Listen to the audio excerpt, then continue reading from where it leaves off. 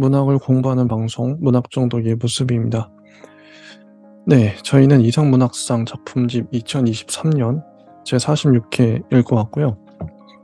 우수작을 보고 있습니다. 서성란 작가님의 내가 아직 조금 남아있을 때를 보도록 하겠습니다. 이 작품은 좀 보면은 내가 아직 조금 남아있을 때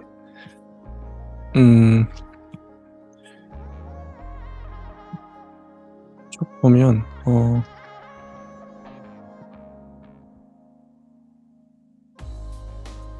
한국 사회에 감춰져 있는 아프고 불편한 지점을 건드린다는 점에서 의미가 있는 작품이야.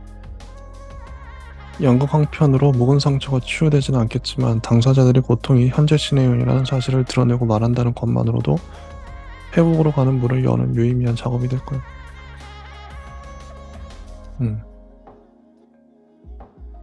어쨌든 이런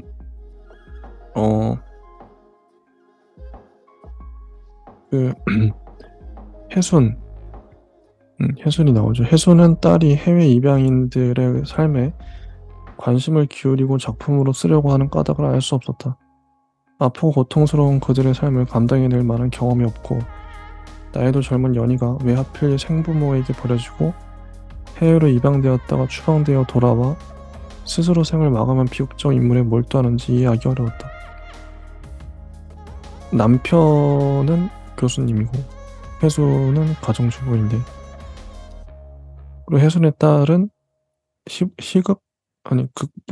극작가, 연극 극작가인데 굳이 이제 해외 입양인들의 삶에 관심을 기울이고 그들의 삶을 연극으로 쓰겠다, 이런 거죠. 글쓰기 소재는 가까운 곳에서 찾아야 한다고 혜순은 배웠다.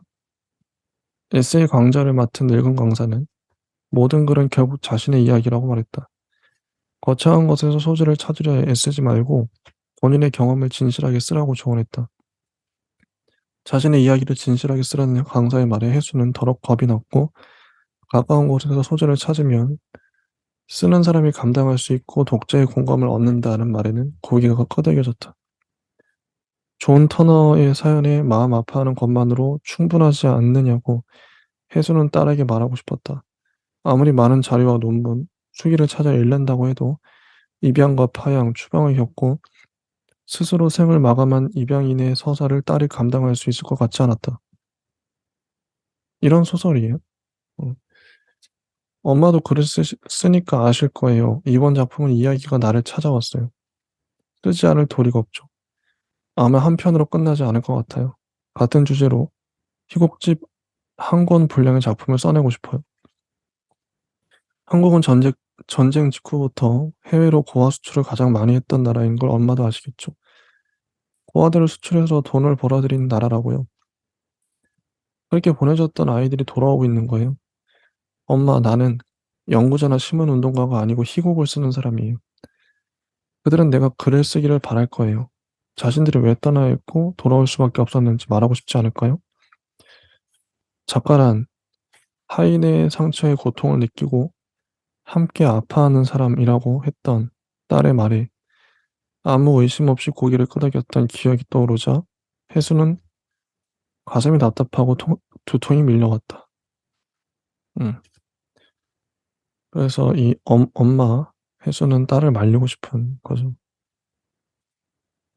딸은 자신이 온전히 이해할 수 없는 타인의 이야기에 매달리지 말았어야 했다. 희곡 한 편으로 부족해서 연작으로 써낼 만큼 매력적인 소재가 아니었다. 혜수는 딸의 의지를 꺾고 주저앉힐 수 없다는 사실에 절망하고 분노를 느꼈다. 왜 그러면 혜수는 이렇게 딸을 말리고 싶은가? 혜순도 나름의 스토리가 있는 거죠. 뒤에 나오는데. 희곡을 쓰는 일은 돈이 되지 않았다. 30이 훌쩍 지난 나이지만 부모에게 학비며 용돈을 받아서 쓰는 딸이 자신이 누구며 왜 버려졌고 무슨 까닭으로 먼 이국의 땅으로 가게 되었는지 알고 싶다고 메아리 없는 물음에 매달려 고통스러워하는 입양인들의 마음을 헤아릴 수 있을 리 없었다. 공간감 상상만으로 가다할 수 없는 색이었다. 엄마의 손을 놓쳤거나 길을 잃고 두려움과 공포에 떨면서 눈물을 흘려본 적이 없는 딸은 시장 골목에서 울고 있는 아이의 슬픔과 절망을 그저 머릿속으로 이해할 뿐이었다. 이렇게 해수는 딸을 보고 있습니다.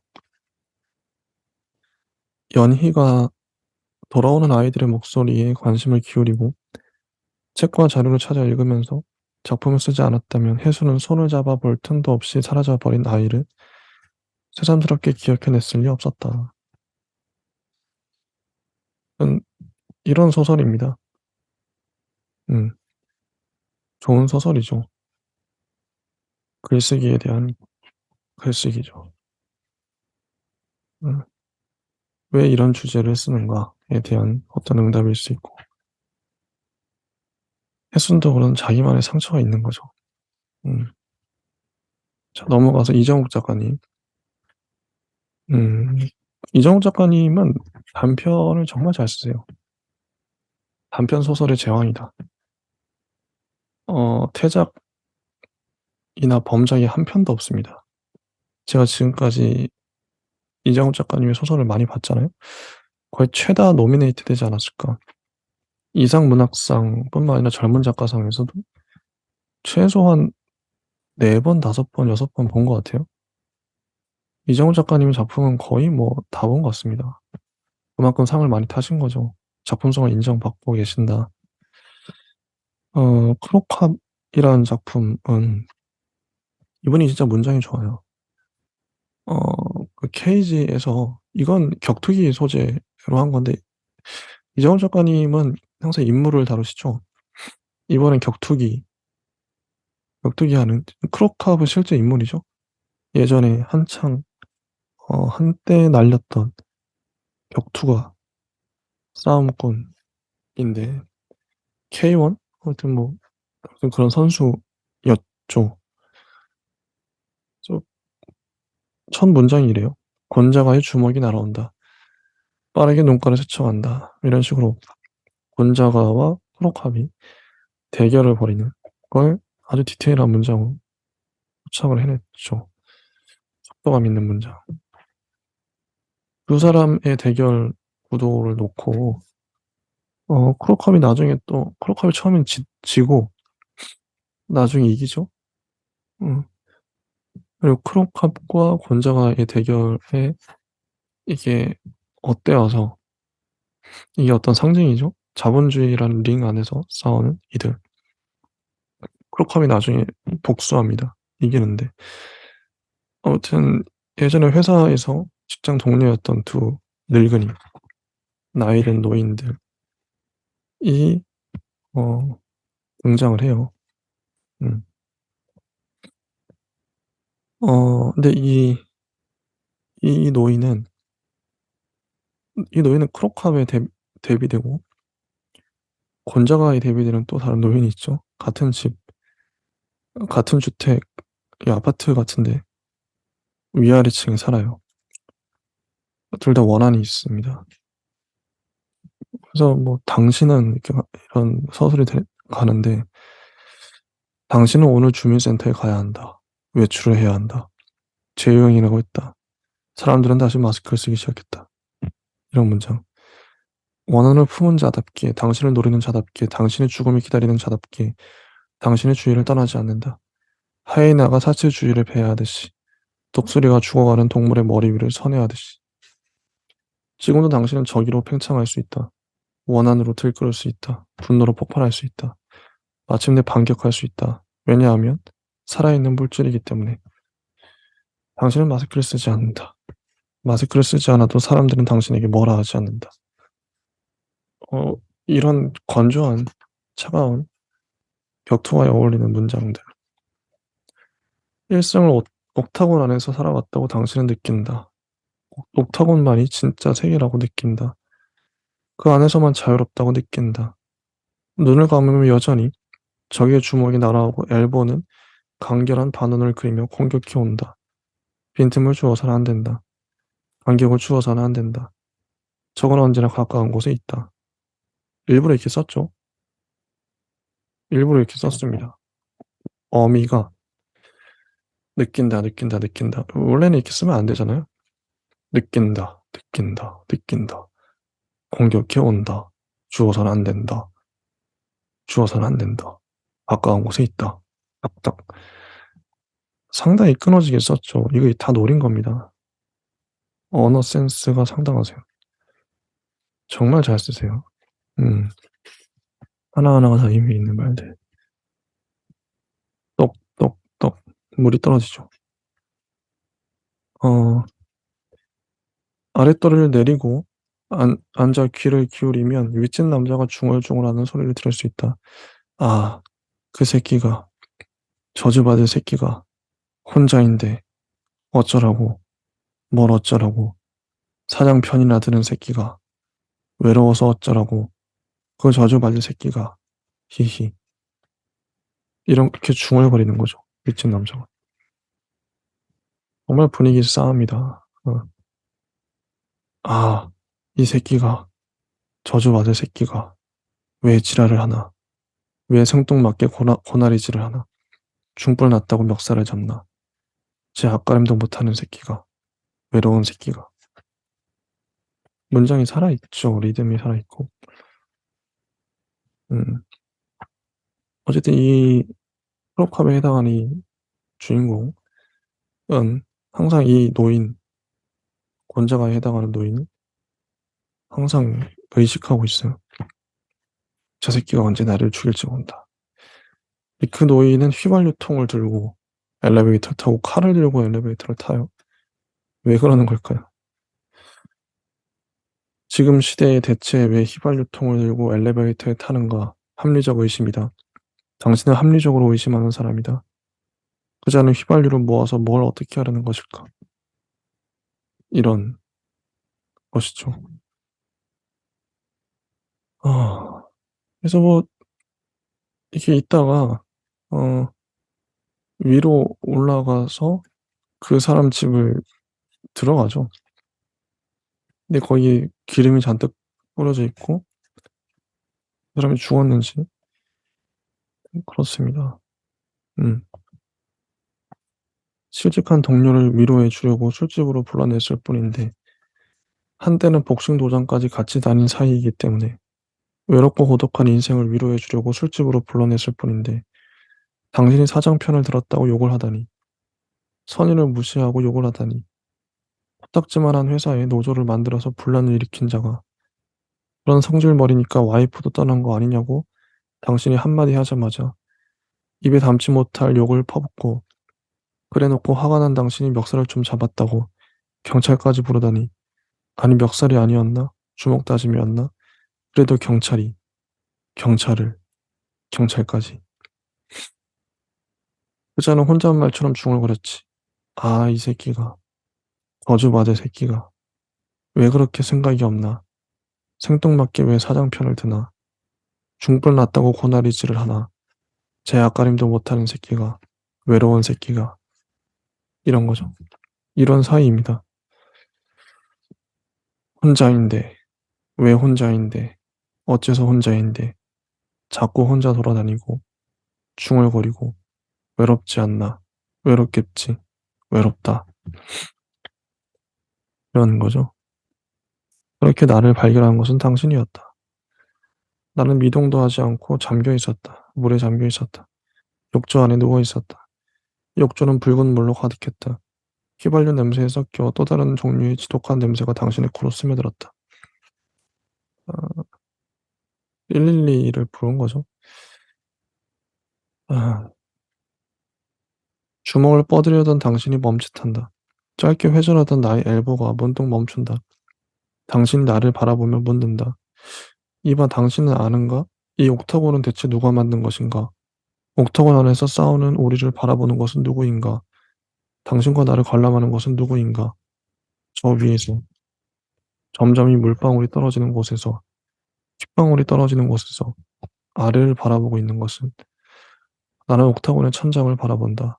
작은 눈알로 위를 바라본다. 거기서 누가 물끄러미 아래를 내려다보고 있다. 나와 눈이 마주친다. 들키기라도 한 듯 그가 문득 화면을 끈다. 이렇게 소설이 끝납니다. 자본주의 사회에서 서로 싸우는 이 두 격투가처럼 싸우는 이 두 노인. 꽤 오래된 악연인데 그럼 결국 이 옥타곤에 이 둘을 가둔 사람은 누군가? 이 싸우고 있는 이 둘을 보는 사람은 누군가? 자본가? 겠죠. 참 좋은 소설입니다. 그다음에 최은미 작가님의 그곳이라는 단편이 마지막인데요. 참 아쉬워요. 아이고 우수작이 5편밖에 없어요. 다 합해도 7편. 대상까지 다 합하면. 너무 작은 뭐 250쪽 정도밖에 안 돼요. 이 소설 다 보면. 근데 책값은 15,500원이더라. 원심 뭐 심사평가에 닿으면 300쪽도 안 되는 책을 15,500원에 팔아먹다니. 좀 이건 너무한 거 아닌가 라는 생각이 듭니다. 이 그곳이라는 작품 최은미 작가님 저번에 저희가 읽었었죠. 공원 얘기를 썼었어요. 그때 공원을 정말 잘 묘사했던 그 눈으로 만든 사람도 좋았죠. 이분 잘 쓰십니다. 잘 쓰세요. 위험사회. 여기 이제 지진이 나오나, 여기? 위험사회를 묘사한. 근데 전반적으로 어떤 두려운 기운이 다 깔려있는. 이 주인공은, 어, 첫 문장을 읽어볼게요. 오래전 한여름에 나는 고립 야영객이었던 적이 있다. 여름엔 계곡을 건너가지 않는 게 좋다는 걸 알고 있었지만 나는 아이스박스를 들고 강을 건너 놀러 갔다. 그리고 1시간 만에 폭우로 강 건너에 고립되었다. 나는 9시 뉴스에 나왔다. 이런 여성인 거죠.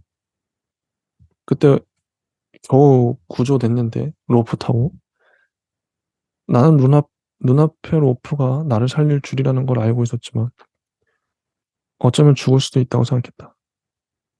순식간이었다. 그때 나는 죽을 뻔했다. 이 기억이 트라우마로 남은 거죠. 음, 이런 트라우마를 갖고 있는 얼마나 무서웠겠어요. 근데 그 사람이 평소에도 운동을 합니다. 또 그런 일이 일어날 수 있을 수 있으니까 대비하는 거죠. 여름이면 나는 매일 가슴이 튄다. 사람들이 저렇게 쉽게 급소를 드러내고 다닌다는 것에 놀라움을 느낀다. 가슴이 뛰면 잠을 잘 잘 수 없다. 내 몸의 온도 조절 중추가 흥분하여 나를 잠들 수 없게 한다. 너무 더운 날씨예요. 내가 국민체육센터를 드나들게 된 건 거의 꼭 고지되어서만은 아니었다. 어, 나는 언제 어디서든 극혐 행동을 포착할 수 있고 신고에도 적극적인 편이다. 그래서 신고도 잘하고 운동도 열심히 하고 해가 진 뒤에는 1시간 정도 만리산 트랙을 뛴다. 비가 와도 뛰고 날이 끈적해도 뛴다. 내가 체육센터에 가는 건 지구력과 순발력을 기르기 위해서다. 그죠? 이런 주인공이에요. 데뷔를 하는. 음. 근데 여름에 너무 더워요, 지금.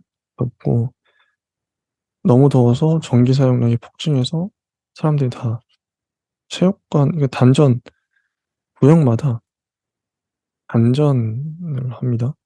폭염특보 기간이 길어지면서 전력량이 급증하자 시가 구역별로 순환 정전을 실시하기로 한 것이다. 당일의 정전 구역에 해당하는 주민들은 시가 지정해 놓은 폭염 대피소로 대피 공고가 내려졌다. 그래서 올라온 거죠. 며칠 전부터 환기를 시킬 수 없었다. 쌍으로 다니는 벌레가 술을 늘려 출몰해 창문에 때로 달라붙기 시작한 것이다. 벌레들은 자동차 유리창과 건물 외벽에 새까맣게 모여들었다가 날아오고 다시 날아왔다. 습한 곳을 찾아 수백 개씩 알을 까고는 죽어버렸다. 아무도 정체를 알지 못했고 누구도 이전에 본 적이 없었다.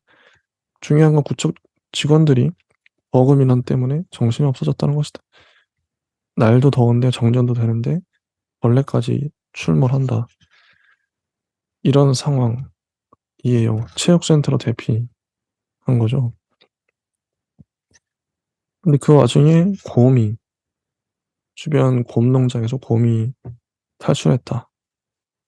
그 곰이 언제 기습해 올지 모르기 때문에 문을 못 열어요, 체육관문을. 근데 그 와중에 또 그 시간 타이페이 남동쪽 250km 부근 해상에선 제4호 태풍이 시속 30km로 북상하고 있었다. 같은 시각 말리선에서 남서쪽으로 6km 떨어진 농가에서 곰 2마리가 뜬장을 들고 나왔다. 이런 상황입니다. 참 뭔가 으스스하죠. 응. 곰은 사람을 찢어. 뭐 이런 얘기 나오고 이런 상황이에요. 그리고 그 산은 궁녀들의 뼈가 있는 만리산에 수타기를 갔다 그렇지 이름도 없고 집도 없는 그런 여자들 있잖아. 왜 죽었는지 사람들도 시시하는 여자들. 원래가 무덤산이니 티도 안 났지. 이런 산.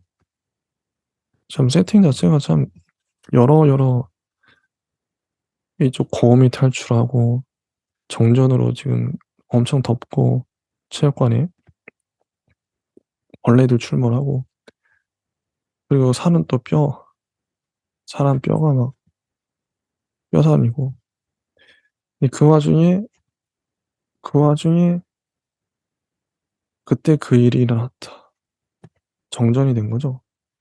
기습처럼 찾아온 정적. 응. 정전이 일어납니다. 근데 사람들이 지금 이제 체육관에 갇혀서 죽으려고 그래요. 근데 문을 열 수도 없죠. 곰이 언제 들어올지 모르기 때문에. 근데 창문을 열었는데 벌레들이 또 들어오고 난리, 난리. 숨을 못 쉬겠어요. 나가야겠어요. 옆 사람이 뿜어내는 체온이 그대로 내 고통이 되어가는 상황이었다. 온도는 계속 올라오고 있었다. 누군가는 옷을 벗어젖혔고 누군가는 옷을 벗은 누군가를 비난했다. 누군가는 울었고 누군가는 귀를 막았다. 누군가 기침을 하자 사람들이 그 주위에서 서서히 물러났다. 코로나 위험하니까. 지금 난리가 났습니다. 음. 나는 시간이 갈수록 사람들이 움직이고 있다는 것을 알아챘다. 나는 텐트를 돌고 또 돌았다. 다시 돌고 또 돌고 그러다 머리부터 발끝까지 흠뻑 젖어버려서 땀 때문에 도저히 눈을 뜰 수가 없어서 리넨 원피스 여자는 어디에도 보이지 않고 서로를 살피는 저 친절들이 자꾸 나를 두드려서 나는 그곳에 더 있지 못하고 비틀비틀 로비 입구로 걸어 나갔다. 리넨 원피스 여자도 사라졌어요. 음, 전 이런. 그리고 그 순간에 나는 만리산에서 총소리 울리는 소리를 들었다. 고음을 잡겠다고. 그치? 그런 거죠. 이렇게 어쨌든 상황이 종료가 되고 고음이 잡히고